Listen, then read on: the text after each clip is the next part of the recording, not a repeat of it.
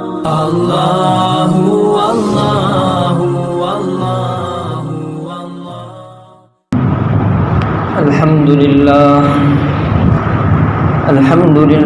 نحمده ونستعینه ونستغفره ونؤمن به ونتوکل علیہ ونعوذ باللہ من شرور انفسنا ومن سیئات اعمالنا من يهده الله فلا مضل له ومن يضلل فلا هادي له ونشهد ان لا اله الا الله وحده لا شريك له ونشهد ان سيدنا وسندنا وحبيبنا ومولانا محمدا عبده ورسوله اما بعد اعوذ بالله من الشيطان الرجيم بسم الله الرحمن الرحيم هن لباس لكم وأنتم لباس لهن صدق الله العظيم عن ابن عباس رضي الله تعالى عنه عن النبي صلى الله عليه وسلم خيركم خيركم لأهله وأنا خيركم لأهله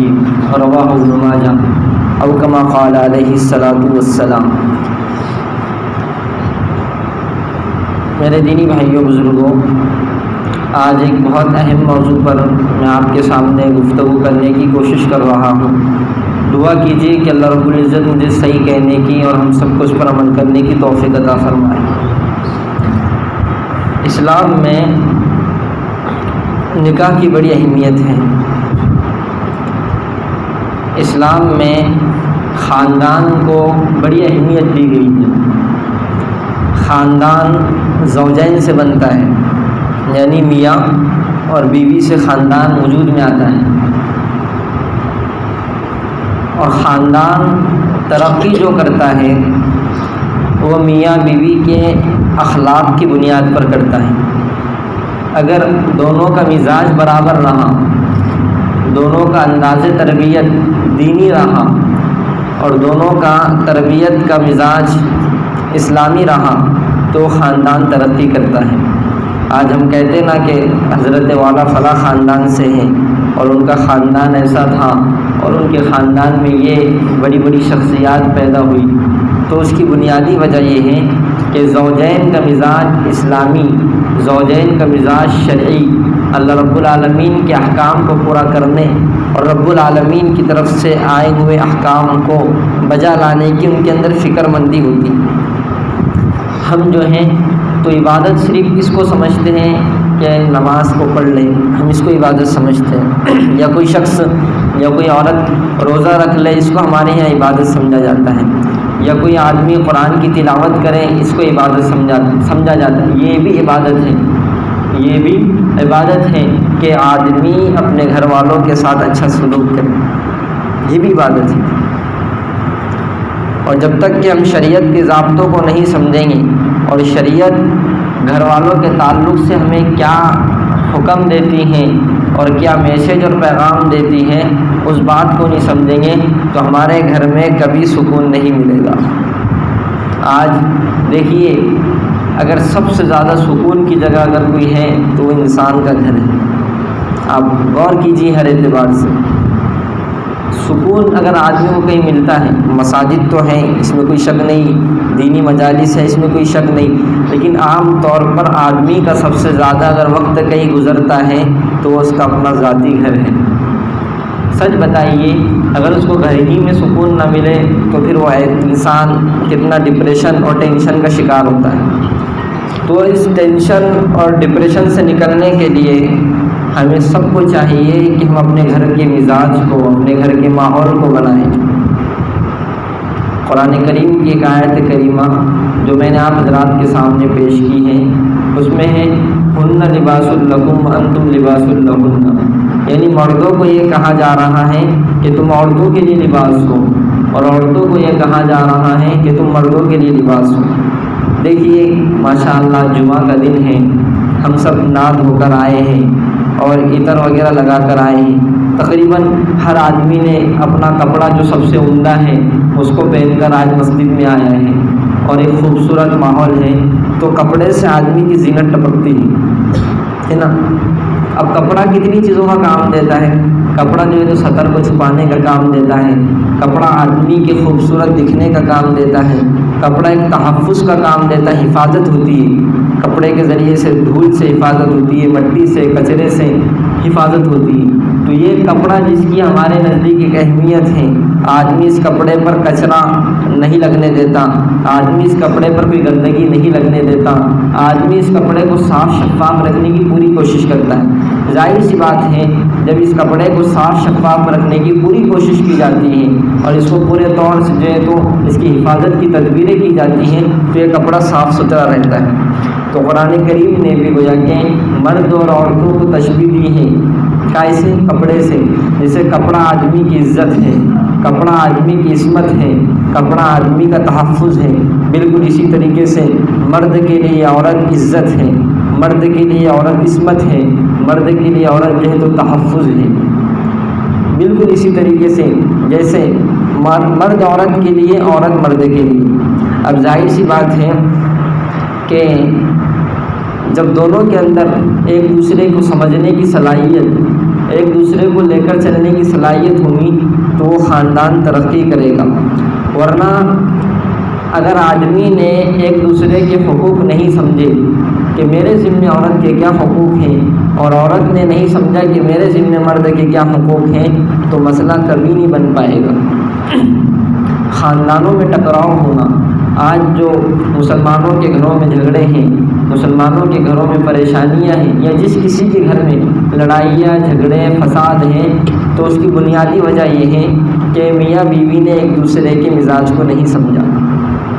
دیکھیے شریعت نے گنجائش رکھی، اگر آدمی کو شکایت ہے عورت سے، مثال کے طور پر عورت ایسی نہیں ملی جیسا وہ چاہتا ہے، خوبصورت نہیں ہے، اگر ایک بات مثال کے طور پر، یا اخلاق اس کے اندر نہیں ہے، یا دینداری اس کے اندر نہیں ہے، یا گالم گلوچ وہ کرتی ہے، چھوٹے بڑوں کی عزت وہ نہیں کرتی، بہت ساری خرابیاں اس عورت کے اندر ہیں، تو اسلام میں ایک آپشن ہے طلاق یا خلا کا، ہے کہ نہیں؟ لیکن اگر اس بات پر ہم تھوڑی توجہ اور غور کریں گے تو یہ بات ہمارے سمجھ میں آئے گی کہ تقریباً بہت سے لوگ ڈپریشن کا شکار عورتوں کے متعلق ہیں۔ ایک تو عورت گالم گلوچ کرتی ہے، یا عورت بے دین ہے، عورت نماز کا اہتمام نہیں کرتی، بچوں کی صحیح تربیت نہیں کرتی، شوہر کی جو حقوق ہے شوہر کے وہ پورا نہیں کرتی۔ کتنے لوگ یہ تو طلاق کو استعمال کرتے ہیں۔ یا اگر عورت کو مرد سے تکلیف ہے، کیا مرد سے تکلیف ہے تو جیسے وہ اس کے حقوق ادا نہیں کر رہا، گھر میں جو خرچہ لا کر دینا چاہیے، جو ساز و سامان سودا لا کر دینا چاہیے وہ لا کر نہیں دے رہا، بچوں کا صحیح خیال نہیں رکھ رہا، تو بتائیے کتنی عورتیں جو ہے تو خلا کا استعمال کرتی ہیں؟ تقریباً نہیں، اندر ہی اندر برداشت کرتی رہتی ہے۔ لیکن ایک بنیادی جو ہمارے یہاں کمزوری ہے نا، وہ شکایت ہے بے موقع، اور یہی شکایت گھر کو پھوڑنے اور خاندان میں جھگڑے کا ذریعہ ہے۔ آپ سمجھ رہے ہیں میری بات؟ آپ کو پسند نہیں ہے، جیسے مثال کے طور پر شوہر کو بیوی پسند نہیں ہے، بہت سی مجبوریاں ہیں اس کی، تو شریعت نے طلاق کا آپشن رکھا ہے۔ اگر شوہر سے بیوی کو تکلیف ہے، شوہر اپنی بیوی کو سمجھ نہیں پا رہا اور بہت دقت میں ہے عورت، تو اس کے لیے خلا کا آپشن ہے کہ نہیں ہے؟ دونوں چیزیں ہیں۔ اب مرد جو ہے تو طلاق کو بھی استعمال نہیں کرتا عام طور پہ، بہت مجبوری میں اور بہت آگے مسئلہ نکل جاتا، اس کے بعد عام طور پہ طلاق کی نوبت سال میں، پورے محلے میں ایک آدھ مرتبہ یا 5 سال میں ایک آدھ مرتبہ پیش آتی، یا خلا کی نوبت ایک آدھ مرتبہ پیش آتی۔ اب طلاق کو تو استعمال نہیں کر رہے، ٹھیک ہے، خلا کو بھی استعمال نہیں کر رہے، لیکن جو چیز کو نہیں استعمال کرنا چاہیے اس کو استعمال کر رہے۔ مثال کے طور پر دیکھیے، اب اگر میاں بیوی میں جھگڑا ہوا، کیا ہوا؟ جھگڑا ہوا۔ اب جھگڑا ہونے کے بعد کیا ہوتا ہے عام طور پر، جب میٹنگ بٹھائی جاتی ہے، کچھ لوگوں کو بلایا جاتا ہے، تو عورت کو شوہر سے خلا لینا نہیں ہے، لیکن جب میٹنگ بیٹھتی نا تو وہ عورت شوہر سے اس کو جتنی شکایتیں ہیں وہ ساری شکایتوں کا ٹوکرا ذمہ داروں کے سامنے رکھ دیتی ہے، کہ یہ ایسا کرتے ہیں، ویسا کرتے ہیں، ان میں یہ خراب عادت ہے، یہ ہے، یہ ہے۔ اور جب مرد کو میٹنگ میں بٹھایا جاتا ہے تو مرد عورت کے تعلق سے جتنی شکایتیں ہیں وہ ساری شکایتوں کا بھانڈا سب کے سامنے پھوڑ دیتا ہے۔ تو یہ ہوا بے موقع بہت زیادہ شکایتیں کرنا۔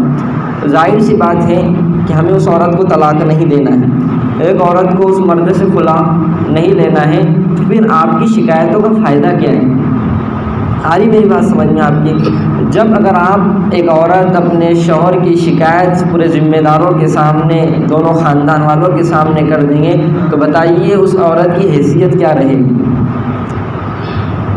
شوہر کی نظروں سے تو عورت گر گئی، اگر مرد اپنی عورت کی شکایتیں سب کے سامنے کر دے تو ظاہر سی بات ہے اس عورت کی نظر سے اپنی شوہر کی عزت گر گئی، کم ہو گئی۔ تو بہترین طریقہ یہ ہے کہ اگر ہمارے خاندان میں یا ہمارے رشتہ دار میں یا ہمارے اڑوس پڑوس میں اگر ایسا کوئی معاملہ پیش آ رہا ہے تو شوہر کو بھی اس بات کو سمجھانے کی ذمہ داری ہماری ہے، مردوں کو بھی سمجھانے کی ذمہ داری ہماری ہے کہ عورت کے تعلق سے جو شکایتیں ہیں اس شکایتوں کو اپنے سینے میں رکھے، کیونکہ تو شکایت کا صحیح استعمال تو نہیں کر رہا نا۔ شریعت نے تجھے طلاق کا آرڈر دیا ہے، حکم دیا ہے، اگر تجھے بہت تکلیف ہے ایک عورت کو، تو نہیں، عورت تیرے مزاج کے مطابق نہیں ہے تو وہ آپشن استعمال نہیں کر رہا ہے تو مت کرو، بہت اچھی بات ہے، بیجا طلاق دینا اچھی بات نہیں ہے۔ تو شکایتیں بھی عورت کے سامنے نہ رکھ، نہ عورت کے گھر والوں کے سامنے، ہاں ان لوگوں کے سامنے شکایتیں رکھنی چاہیے جو صحیح طریقے سے شریعت کی روشنی میں اس مسئلے کا حل نکالیں۔ اور اگر صحیح دیکھا جائے نا تو ایک عورت اور ایک مرد اپنے مسئلے کو اچھی طریقے سے اپنے انفرادی موقع پر حل کر سکتے ہیں۔ اس کو سوالیہ نشان بنا لینا چاہیے کہ مردوں کو اپنے شوہر سے کیا شکایت ہے۔ مسئلہ یہ ہے کہ اگر ہماری ذات سے کوئی عورت کو تکلیف ہے اور عورت کو کوئی شکایت ہے تو عورت سب سے پہلے شکایت اپنے مرد کے سامنے رکھنے سے پہلے اپنے ماں باپ کے سامنے رکھتی ہے، اپنی بہنوں کے سامنے رکھتی ہے، اور اس کا سب سے بڑا ذریعہ موبائل فون ہے۔ کیا ہے؟ اور اس میں اتنے آپشن ہیں کہ کال ریکارڈنگ ہو جاتی ہے، اور پھر ہمارا بھی مزاج ہے کہ گھر والی کس کس سے باتیں کرتی، کون سی سالی کو فون لگایا، کون سے ساڑوں سے بات کی، تو پھر وہ سارا جو ہے تو سنا جاتا ہے، اور پھر اس کے بعد سننے کے بعد دیکھا جاتا ہے کہ میری کیا کیا شکایتیں اس نے کی ہیں۔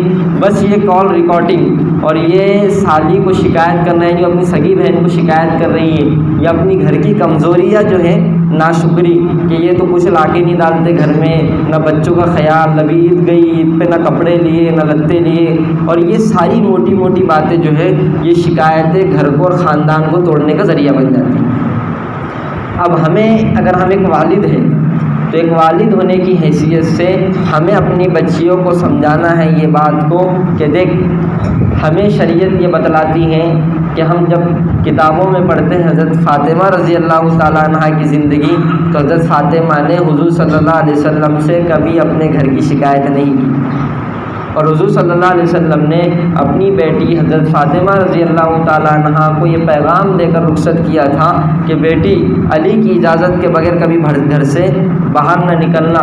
تو رسول اللہ صلی اللہ علیہ وسلم خود ایک موقع سے اپنی بیٹی فاطمہ کو لینے کے لیے جب مکان پر پہنچے تو حضرت فاطمہ نے کہا ابو جی معذرت، علی گھر پر نہیں ہے، میں آپ کے ساتھ نہیں آ سکتی، آپ انتظار کر لیجیے۔ چنانچہ ایک پیارے نبی محمد الرسول اللہ صلی اللہ علیہ وسلم کی بیٹی جس نے تعلیمات دی ہیں اسی تعلیم کی یاد دہانی کراری کہ ابو جی جس وقت آپ نے مجھے رخصت کیا تھا اپنے گھر سے تو آپ نے یہ کہا تھا کہ بیٹی علی کی اجازت کے بغیر گھر سے باہر نہ نکلنا، ابھی علی گھر پر نہیں ہے، ابو جی تھوڑا انتظار کر لیجئے۔ علی رضی اللہ تعالیٰ عنہ گھر پر آتے ہیں، دیکھتے ہیں کہ اللہ کے رسول صلی اللہ علیہ وسلم تشریف فرما ہے، تو کہا کہ کیسے تشریف لانا ہوا؟ تو کہا کہ ابو جی یعنی اللہ کے رسول مجھے لینے کے لیے آئے، تو کہا کہ چلی جاتی، تو کہا کہ میرے باپ نے یعنی میرے پیارے والد نے مجھے وصیت کی تھی اور یہ نصیحت کی تھی کہ علی کی اجازت کے بغیر گھر سے باہر نہ نکلنا، اب آ گئے، آپ اجازت دیں گے تو میں جاؤں گی۔ یہ باپ کا کردار ہے کہ اپنی بیٹی کو صحیح وصیتوں اور صحیح نصیحتوں کے ساتھ روانہ کرے۔ عام طور پر ہمارا مزاج کیا ہے، معاف کریے گا، ہمارے معاشرے میں اگر بیٹی کا ایک کال آ گیا کہ ابا یہ ستا رہے، یہ نشہ کر رہے، یہ پی رہے، تو اب باپ کیا کرتا معلوم؟ اس مسئلے کو سلجھانے کے بجائے اس کو خراب کرتا۔ ہماری کنڈیشن میں آپ کو بتا رہا ہوں، اب یہ کیا کرے گا معلوم؟ اپنے بھائی کو فون لگائے گا کہ بھیا یار وہ ایسا ایسا ستا رہے ہیں. یہ ہمارا معاشرہ بڑے گھر کے بڑے محلے کے بڑے لوگوں کو جمع کرے گا، یار وہ بچی کو ناجائز تکلیف دے رہے. ظاہر سی بات ہے کہ آپ کی بچی نے آپ نے ایک طرفہ بات سنی. یہ یاد رکھیے ٹالی ہمیشہ دو ہاتھ سے بچتی ہے. آپ کو سب سے پہلے پوری معاملے کی تحقیق کرنی چاہیے کہ بیٹا معاملہ کیا ہوا، سچ سچ بتا. عام طور پر عورتیں جو ہے نا معاملے کو ڈھکا چھپا کر بولتی ہیں. تو ہمیں اگر بیٹی کی حمایت میں اگر ہم پورے اتر گئے تو پھر آپ اپنی بیٹی کو اس گھر پر دوبارہ روانہ نہیں کر سکتے. یہ جملہ یاد رکھیے. اگر آپ نے پوری بیٹی کی حمایت لے لی اور جن ابھی جتنے معاملات ہوئے یا ہوں گے تو دیکھیے جو باپ صرف اپنی بیٹی کی سیٹ لیتا ہے اور اس کو صحیح نصیحتوں کے ساتھ گھر سے روانہ نہیں کرتا، عام طور پر وہ بیٹی کا گھر توڑنے کا ذریعہ اس کا باپ بنتا ہے. یہ تو ایک طرف کی بات ہوئی. اب میری دوسری بات سنیے کہ ہم ایک شوہر ہیں، ذمہ دار ہیں یا سسر ہیں. تو آپ دیکھیے اگر آپ شوہر ہیں تو آپ اپنی اہلیہ سے کچھ باتیں کلیئر کرنے کی ہوتی ہے. دیکھیے ایک عورت کو گھر میں ملکہ کی طرح رکھنا چاہیے. معاف کریے گا ہماری گھر کی عورتوں کو ہم نوکرانی کی طرح استعمال کر رہے ہیں. یہ میرے جملے کڑوے ہیں لیکن حقیقت پر مبنی ہیں. ایک عورت کو آج گھروں میں ایک نوکرانی کی طرح استعمال کیا جا رہا ہے. عورت جیسے باہر کی عورتوں کو کپڑے دھونے کے لیے گھر میں رکھا جاتا ہے، بالکل اسی طریقے سے ان کا استعمال ہو رہا ہے. ایک باہر کی کام والی عورتوں کو برتن دھونے کے لیے استعمال کیا جا رہا ہے. بس ہم یہ سمجھ رہے ہیں کہ اگر کوئی عورت اپنے کام کاج میں مثلا کپڑے دھونے میں، برتن دھونے میں، گھر کے کام کاج میں اگر سستی کرتی ہیں تو وہ عورت اپنی ذمہ داری پر نہیں اترتی. اگر میں عورتوں کے مجمع میں بات کرتا تو یہ جملے میں نہیں کہتا تھا. ان کو تو میں یہی کہوں گا کہ بھئی آپ کی ذمہ داری ہے کہ آپ کپڑے دھوئیے، آپ کی ذمہ داری ہے کہ آپ صفائی ستھرائی کا خیال رکھیے. لیکن آپ کے مجمع میں ہے اس لیے میں کہہ رہا ہوں کہ بعض مرتبہ ایک عورت پر اتنا بوجھ لاد دیا جاتا ہے اور اتنا بوجھ اس پر ڈال دیا جاتا ہے کہ عورت اس گھر میں اپنے مقام کو صرف ایک نوکرانی کی حیثیت سے سمجھتی ہے. صرف ایک اور خدا نخواستہ کبھی کھانے میں نمک کم ہو جائے. روزانہ بیچاری کھانا بناتی ہیں اور روزانہ ہمیں نرم نرم گرم گرم پکا کر کھلاتی ہیں. اتفاق سے اگر ایک آدھے دن کھانے میں نمک کم ہو جائے تو اس عورت کو، گھر کی ملکہ کو، گھر کی شہزادی کو سسر اس طرح ڈانٹتا ہے جیسے نوکرانی اور کام کرنے والی کو ڈانٹ رہا ہے. معاف کریے گا شوہر اپنی بیوی کو جو روزانہ اس کی خدمت کر رہی ہیں، اس کے کپڑے دھو کر، اس کو کھانا بنا کر، اس کی بچوں کی تربیت کر رہی ہے، ساری چیزیں کر رہی ہیں، اتفاق سے اگر کچھ غلطی ہو جائے تو وہ عورت اپنی بیوی کو ایسا ڈانٹتا ہے جیسے کسی بھنگنی کو ڈانٹ رہا ہے. یہ گھر کو توڑنے والی باتیں ہیں، یہ گھر کو بکھرنے والی باتیں ہیں. اس لیے کچھ اصول اپنی زندگی کے طے کریں. کچھ اصول اپنی زندگی کے طے کریں. سب سے بڑا اصول اپنی زندگی کا یہ طے کریں کہ ہم میاں بیوی ایک دوسرے کے مزاج کو سمجھنے کی کوشش کریں گے. دیکھیے ہم اپنی بیویوں کے تعلق سے کہ ہماری بیوی کپڑا اچھا پہنے اس کے متعلق تو فکر مند ہیں، ہماری بیویاں کھانا اچھا کھائیں اس کے متعلق تو فکر مند ہیں، ہمارے بچے کپڑے اچھے پہنیں اس کے متعلق تو فکر مند ہیں. لیکن آپ دل پر ہاتھ رکھ کر تھوڑی دیر سوچئے کہ کتنے مرد حضرات ایسے ہیں جو اپنی بیویوں سے نماز کی کارگزاری لیتے ہیں کہ آج ہم نے کتنی وقت کی نماز پڑھی، آپ نے قرآن کا کتنا پارہ تلاوت کیا، آج بچوں میں گھر میں کتنی دیر تعلیم ہوئی اور تعلیم کتنی دیر ہوئی، کس کتاب کی ہوئی. اگر یہ موٹے موٹے سوالوں کی طرف اگر ہم آئیں گے تو انشاءاللہ اللہ کی ذات سے امید ہے کہ ہمارا گھر جنت کا نمونہ بنے گا. تو یہ بات ذہن میں رکھیں کہ اگر ہم اپنے گھر کے ماحول کو بنانا چاہتے ہیں تو ہمیں سنجیدہ ہونا ہوگا. ہمیشہ غصے سے کام نہیں بنتا، غصے سے کام بگڑ جاتے ہیں. گھر والوں کے ساتھ، اہلیہ کے ساتھ بڑی محبتوں سے پیش آنے کی ضرورت ہے. اور میں والدین کو اس بات کی ترغیب دوں گا کہ ہم اپنے بچیوں کی زندگی میں، اپنے بچوں کی زندگی میں بہت زیادہ انٹرفیئر نہ کریں. آج جو ہے تو میاں بیوی کا مزاج ایک ہوتا ہے، والدین کا مزاج میاں بیوی کے مزاج سے مختلف ہوتا ہے. والدین یہ چاہتے ہیں کہ یہ میاں بیوی نے ایسے رہنا اور وہ چاہتے ہیں کہ ویسے نہیں رہنا. اس ٹکراؤ کی وجہ سے گھر میں ٹکڑے ہو جاتے ہیں اور گھر بکھر جاتے ہیں اور انتشار ہو جاتا ہے۔ والدین کو چاہیے کہ بہو کے مزاج کو بھی سمجھیں، اپنے بیٹے کے مزاج کو بھی سمجھیں۔ البتہ شوہر کو چاہیے کہ اپنی بیوی کو اپنے والدین کا مزاج سمجھائے اور اس کو سمجھائے کہ آپ کو لے کر چلنا ہوگا۔ اگر جوائنٹ فیملی ہماری ہے تو اس کے الگ تقاضے ہیں، سنگل فیملی کے الگ تقاضے ہیں، لیکن اگر اپنی زندگی کو خوبصورت بنانا چاہتے ہیں تو ہمیں ایک دوسرے کی غلطیوں کو نظر انداز کرنا پڑے گا۔ معمولی غلطیوں کو اتنا اچھالنا کہ اس کا محلے میں چرچا ہو جائے، خاندان میں چرچا ہو جائے، اور ایک معمولی سی غلطی کی وجہ سے آپس میں طلاق اور خلا کی نوبتیں آ جائے، یہ عقل مندی کا تقاضا نہیں بلکہ یہ بے وقوفی کا تقاضا ہے۔ جبکہ عورتوں کو ناقص العقل کہا گیا، غافلات کا لفظ ان کے لیے استعمال کیا گیا۔ مطلب یہ ہے کہ عورتیں سمجھنے کے اعتبار سے مرد کے اعتبار سے تھوڑی کمزور ہیں، اس لیے اس کو سمجھنے میں دیر لگتی ہے۔ ہم سمجھدار ہیں تو سمجھداری کا مظاہرہ اپنے گھروں میں پیش کرنا چاہیے۔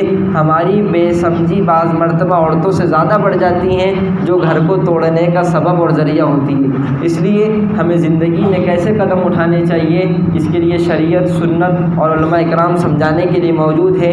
جذبات میں جو قدم اٹھتے ہیں وہ تباہی کی طرف لے جاتے ہیں، اور ہوش اور حواس کے ساتھ جو قدم اٹھتے ہیں وہ ترقی کی طرف لے جاتے ہیں۔ یہ جملہ بہت معنی خیز ہے، آپ اس کی طرف توجہ دیں اور اپنے گھر بار کے نظام کو درست بنانے کی کوشش کریں۔ رب العالمین سے دعا ہے کہ اللہ تعالی ہم سب کو خوبصورت ازدواجی زندگی عطا فرمائے، کیونکہ گھر جیسا سکون کہیں نہیں ملتا۔ اس کو اگر ہم پیدا کرنا چاہتے ہیں گھر میں سکون، تو اپنے گھر کے ماحول کو بنائیں۔ اللہ تعالی ہم سب کو عمل کی توفیق عطا فرمائے۔